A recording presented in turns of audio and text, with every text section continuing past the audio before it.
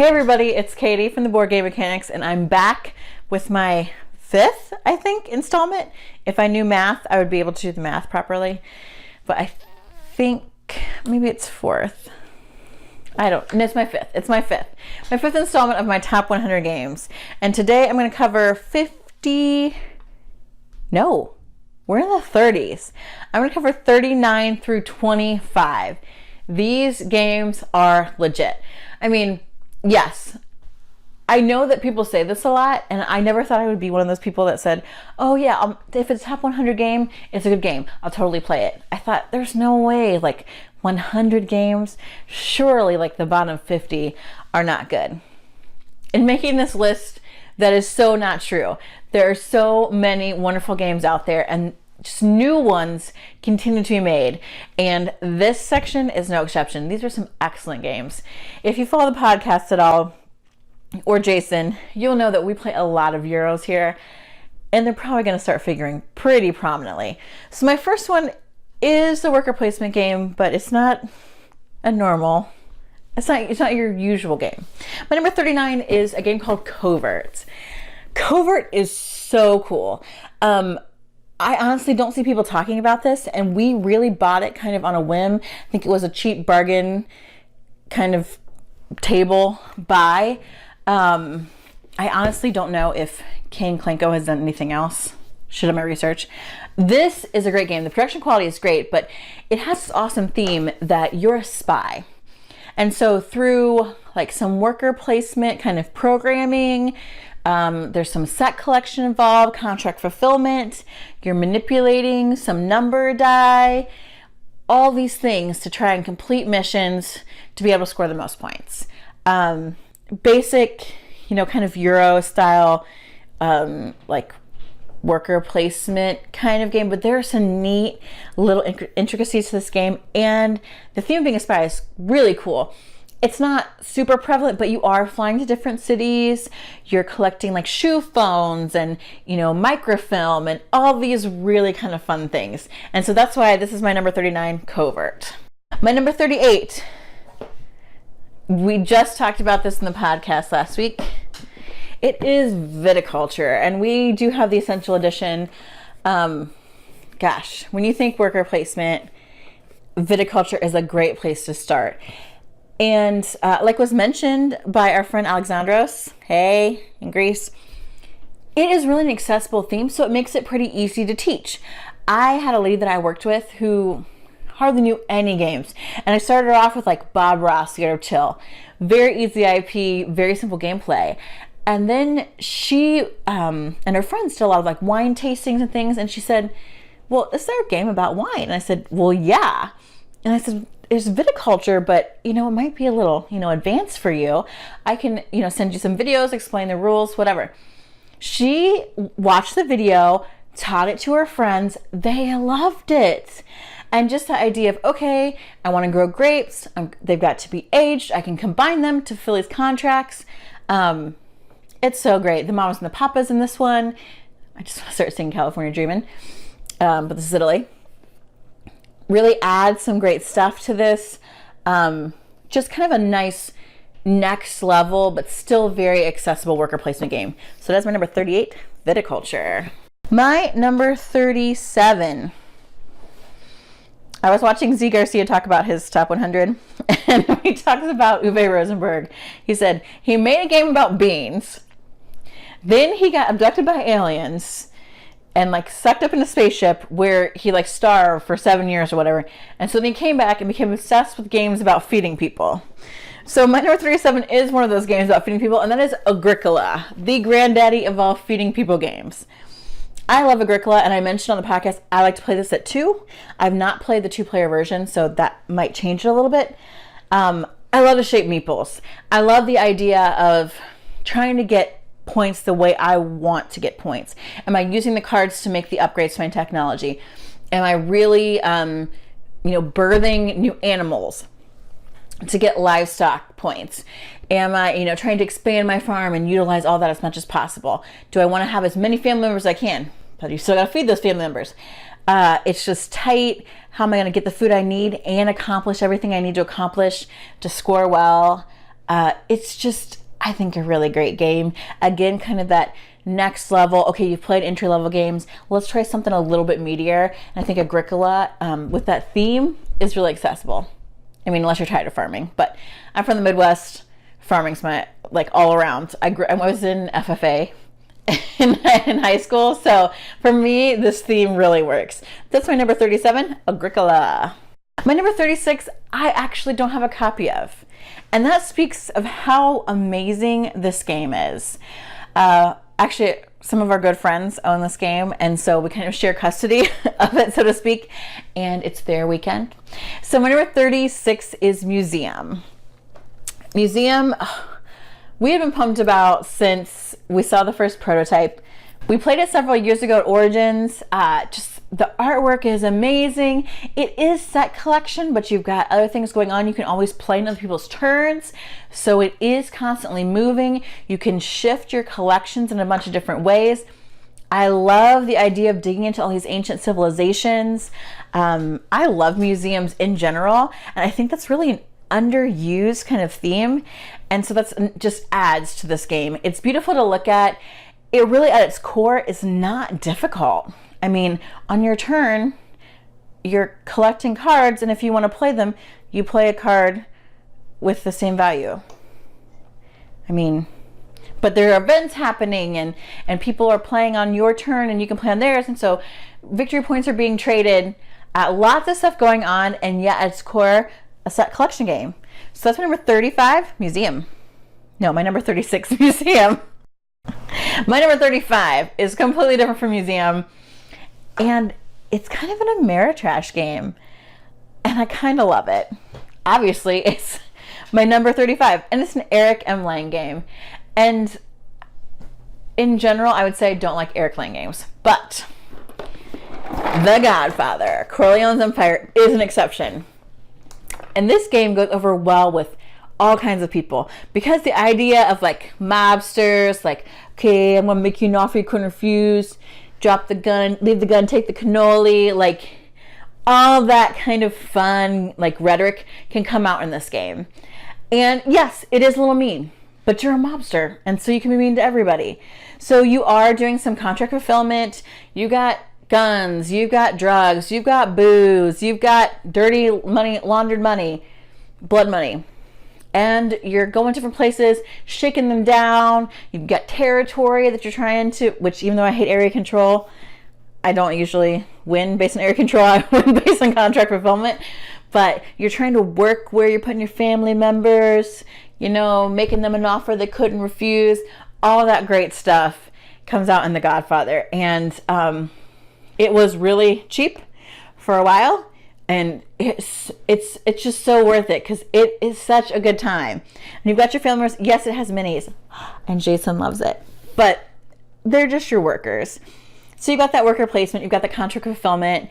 You're collecting your resources. Nothing too great, but to kind of role play and act and really get into the theme of The Godfather is why it's my number 35.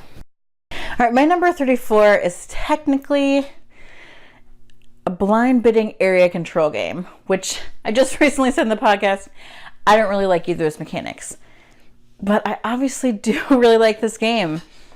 And that is Revolution. Maybe part of the reason why I love this game is Phil Duberry is an awesome, amazing human being. And I think this game is designed really well. This is a great game to play with people that haven't done a ton of games, because there's that, okay, I want to take over this area, so I have to bribe the certain official. But they can only be bribed in certain ways. And I think this person across from me wants that too. So what are they gonna lay down? What do they have? Can I get the one up on them? So it's kind of mean, but it's really hard to purposefully target somebody and be mean to them, because you're doing all of your work behind a screen. And so you can't possibly know what they're gonna do. But there's that out-thinking, you work on your own agenda, but you don't want anyone else to really get too far ahead. It's one of those games where, yeah, you're going to yell at somebody and be like, what are you doing? That was mine. But you're not going to be mad at them for long. That player interaction and that like secretive, like thinking kind of mode makes this a great game. And so that is Revolution, my number 34. My number 33 is a pressure luck game, essentially. And we love those around here. And this was also, again, a bargain buy, I think $10 or something on a Black Friday sale. And that is Fool's Gold. And I really don't hear about this a lot. What I love about Fool's Gold is I think there's not a lot of mining games. My dad's family's from West Virginia. They're coal miners, not gold miners, but mining's in my blood. And there's something really thematic about this game. So you have 5 different locations that you can go mine from. And there's a deck of cards each one. Okay, basic. You put your workers out, you decide where you're gonna mine. And then you flip the cards as if you're mining. And so just like regular mining, you're gonna find dirt. You might find gold. You might stumble across a great gem. You might find fool's gold, which you thought was gold, but it's not. And you might have some bad weather. So all or any of those things could happen on a mining turn. And the not knowing the tension, you're kind of pitting yourself against other players because you want the good stuff at each of the mines. But again, they're not controlling what's coming out of that deck. And I love that randomness because you know what you're getting into when you're gold mining. And I think it just really suits the theme. So that is my number 33, Fool's Gold. Number 32, I love this game, obviously. I mean, I could say that about every single one of these. But there's something just so special to me about this game, and that is Castles of Mad King Ludwig. I generally am not good at tile placement games because they can require spatial manipulation, which my brain cannot do. I could recite to you Shakespeare easily, but to figure out if a tile fits in a certain spot based on its shape, no, I can't do it. But Castles eliminates that. And it adds to the fun of, well, I've always run a decorated castle. And so in my castle, like my favorite part is I want to have downstairs rooms. So you've got upstairs rooms, downstairs rooms. The king wants certain rooms, but I usually don't care what the king wants, which is why I probably don't often win this game. But I like the mechanic. There's a master builder. You set out the number of rooms that are up for buying on each round. And the master builder decides how much they are. So you're trying to work, okay, I'm gonna get the money from the sale, so I want people to buy this, but I don't wanna make it too cheap. And if it's something I really want, and it's gonna give me points, I wanna make sure I can buy it, but I don't wanna make it too expensive for myself, but not so cheap that somebody else takes it from me. Great balance in that. I love that. The rooms are fun. The secret lair is like my favorite. Every time I have a castle, I'm like, I've gotta have a secret lair. I've gotta have a bottomless pit. It's nice to have a fungus room.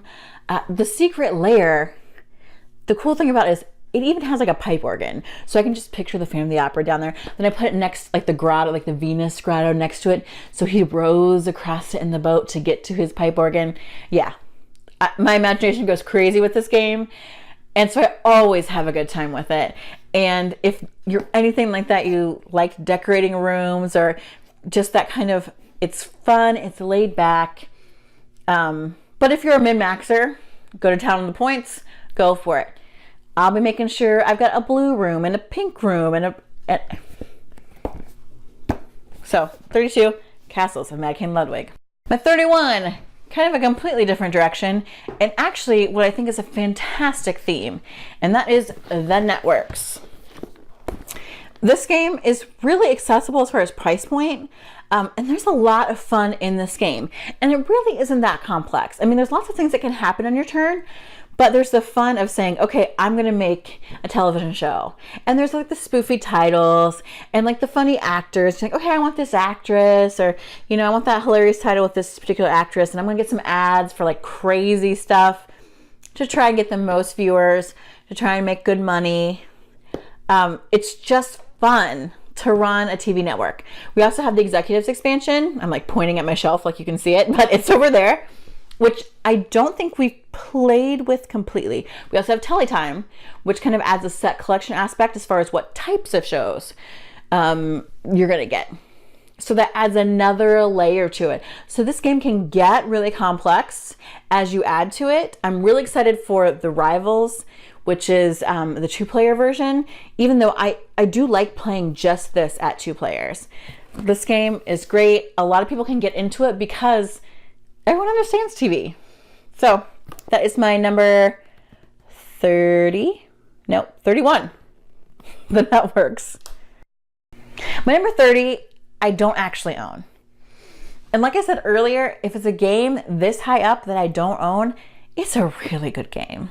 Now, we do have like a co-parenting kind of situation with this game as well. And it's at the other house this weekend also. And that's Masque the Red Death. This game is so crazy. The artwork, first of all, phenomenal. I teach this story to like my 1201 students.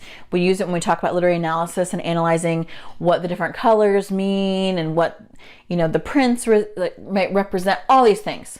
Because Poe is fantastic. I love that they really took that story and made it like just beautiful and kind of come alive in this. And there is so much to think about in this game. Occasionally we've house ruled it to where you can take notes on what you find, because you start out with several cards in your hand, and in a clue-like deduction way, you're trying to decide where the Red Death is going to be at certain hours of the night. And so you know some places he can't be because they're in your hand. And then you're trying to, as you're moving around this kind of party, talking to other people, flirting with other people, complimenting them to, you know, raise your kind of standing, your popularity. And also to see their cards, what time they have, or maybe even get to take a peek at the times that are down there, or replace what's down there so that you know when death is coming and you cannot be there. And so it's finding all these things out, this deduction piece in the first half. Then you have to program where you're going to move to avoid death in the second half, and then death comes and you start moving. It is brain burny, but so interesting, and like just there's something deeply satisfying about getting to the end and still being alive, whether or not you won or not. Which, if more than one person is alive at the end, it's the most popular person that wins. Fantastic game, beautiful artwork. I highly recommend Masque the Red Death. All right, now we're in the 20s, and things are getting really good. So my number 29, fairly new, gorgeous, gorgeous game. And that's Everdell. Growing up, I read the Redwall series. And this is like, if they had an IP for Redwall, that's what Everdell would be. Just beautiful little woodland creatures, living their life. I taught this recently to my brother-in-law and his sister, and they were obsessed. They're like, oh, so I mean, I can get the post office because I have this passenger pigeon, like just pick it up. I'm like, yeah, you can do that. Well, if I go there, I get more resin than, yeah. Just worker placement, collecting supplies to buy cards and build your tableau. And you can put whatever little woodland forest creatures you want in it.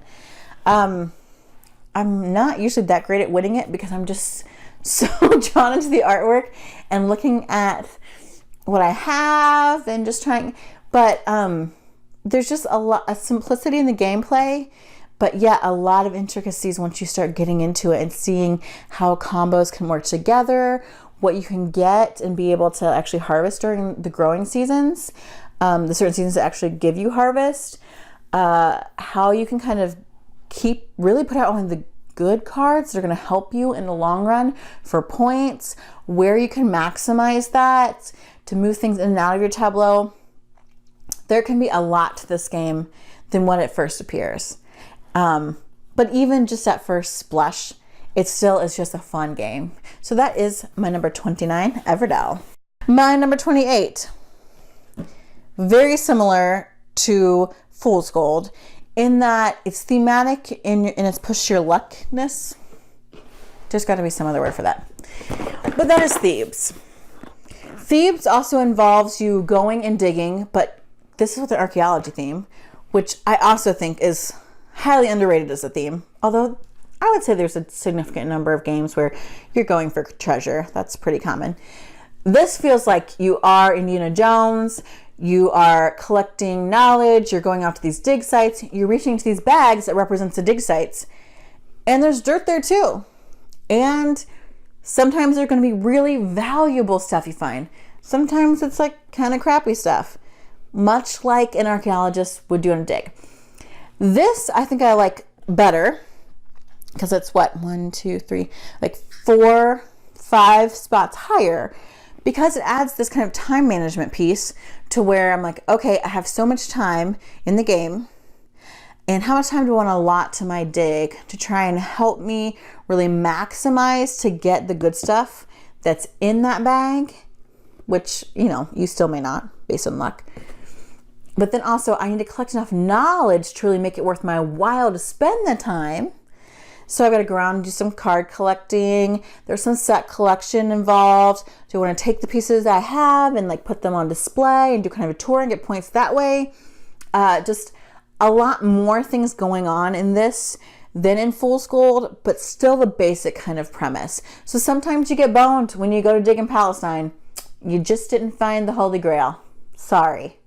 You found dirt and like one plate. But that's what's so great. And everyone is kind of on that evenish footing. And there's that like treasure hunter thing, like, oh, I want to get there first because I have a better chance of picking out good artifacts than if I go there after several people have been to a dig and I know they're taking out some of the good things and there's mostly dirt, but maybe a few good things.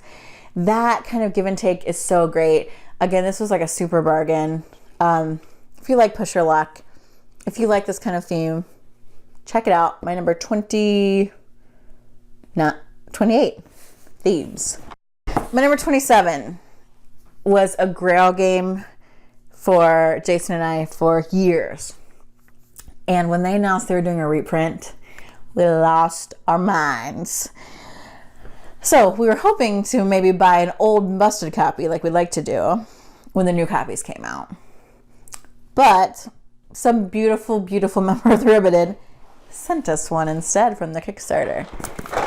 And that is Pret-A-Porter. This game is everything I thought it would be. Oh, and I've only played it a couple times and I can't wait to dig in more because I feel like I could do even better. Now, granted, I beat Jason. I mean, obviously. But it's so good. There's so much to think about. Like, okay, here's some pieces that I get extra points for that I'd like specialize in. So I want to put those in my fashion show. But I really get good points if I get a lot of things in that same collection in the fashion show. So I want to do that. And maybe they don't match the kind of stuff I'm really good at. Well, and then, you know, it'd be nice if I had these certain helpers to kind of help me. So you are doing worker placement. And I wouldn't say it's set collection, but there's some like goals that you're trying to accomplish. There's a lot to think about in this game. Managing money, making sure you have enough, paying back any loans if you take them, getting a good fashion collection together of a sizable number, trying to hit those bonuses based on like the people that you have working for you, maybe you're advertising, if you've got something that's really in vogue, if you've got some great, you know, I forget what it's called. I'm sure it's not on here. You can hear it. Can you hear the parts? Don't tell Jason. Of course, he's going to edit this video and see that I'm completely shaking up this game. I can't remember. There's some extra points you get. Prestige tokens, style tokens, you know, looking for those things. The artwork in this new one is really cool. Gosh, it is a thinky, brain-burning game with, I think, a really, again, like I mentioned before, this theme should be more popular because there's a ton to go into running a fashion house. And even more than this game has like really looked into. Like there's the whole sales side, and I mean, it's really good. It's really good. It is. I was not disappointed in this being our Grail game, and then we finally got it. You know, it didn't like burn us to ash or whatever, like in the Indiana Jones movies. So that is my number 27. And I think with more plays, it'll move up. Pret-A-Porter. My number 26 has dropped for me considerably. And I think it'll drop even further just because the setup is forever. And there essentially is like a tiny epic version of this game in Havre. And that game is Le Havre. Now, again, Uwe is after you get sucked up by the aliens and is focused on feeding people. And you're doing that here. But this is much nicer than Agricola, which is probably why it's higher, because there are more opportunities for food. And I think one of the reasons why I really like this game is it's super open on how you can score points to win. And I love that in a game because I don't like people telling me how I have to play my game. And I think, this is me being vulnerable for a second, as a woman in gaming, we can get quarterbacked a lot. And I feel pressured to be really strategic about what I do when I play a game in order to show that I belong at the table. And so I like it when a game doesn't force me to figure out some kind of formula, but I can make my own path. Because, I mean, I have blue hair. That's obviously how I roll. And Le Havre is definitely like that.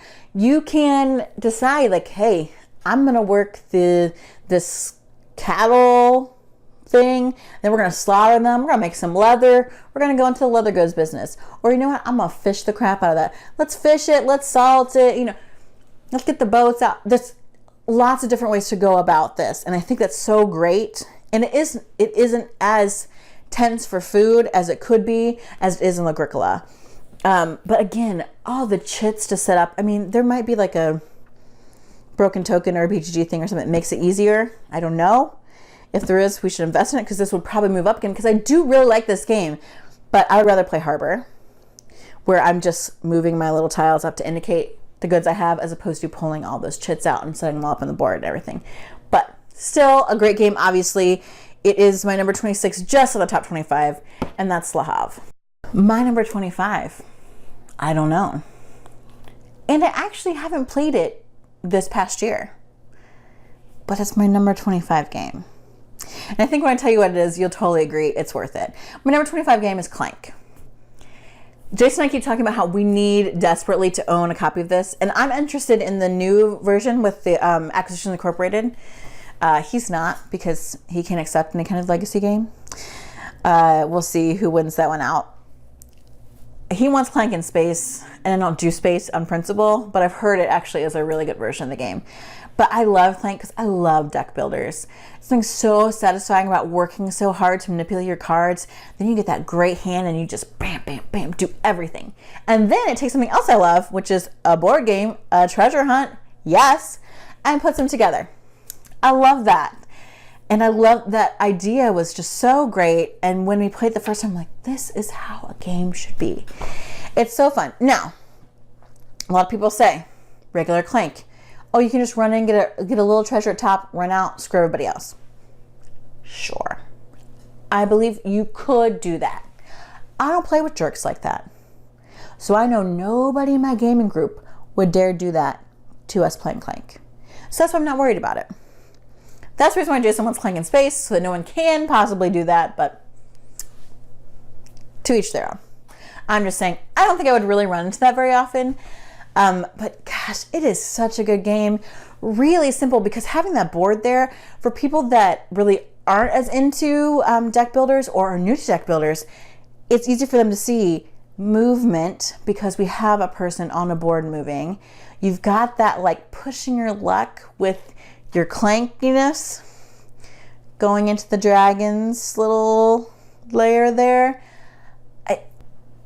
Again, treasure hunting, people love that. Pushing your luck, how far can it go? That's far enough, but not too far. Can I get out in time? Do I have the right steps? It's just overall a fantastic game. So that's my number 25, Clank. So let's review. We started with number 39 today, and that was Covert. Great underrated game. If you can find it, do it. It's awesome. 38, Viticulture, classic worker placement. 37, Agricola, Uwe. 36, Museum, so good. 35, The Godfather. 34, Revolution. 33, Fool's Gold. 32, The Networks. 31, Castles of Mad King Ludwig. 30, Masque of the Red Death. 29, Everdell. 28, Thebes. 27, Pret-A-Porter. 26, Le Havre, and number 25 is Clank. And now, folks, we are in the games that I would play anytime, anywhere, with anyone. I can't wait for you to see these. So I feel like by telling you what my top 25 games are, you really get to know who I am and what kinds of things I like. So maybe you won't like me after I reveal them. But to be fair, if you follow Jason, they're going to be similar because we play games together. But thank you guys so much for watching my videos. I just really appreciate it. I love your comments. If there's anything you want to say about any of these games, talk to me about them. Find us on Facebook. Join the Riveted group. Instagram. Send us an email. Send us a message. Twitter. All that stuff. We love to hear from you. Thank you so much for hanging in with me. I'm Katie from the Board Game Mechanics, and keep gaming.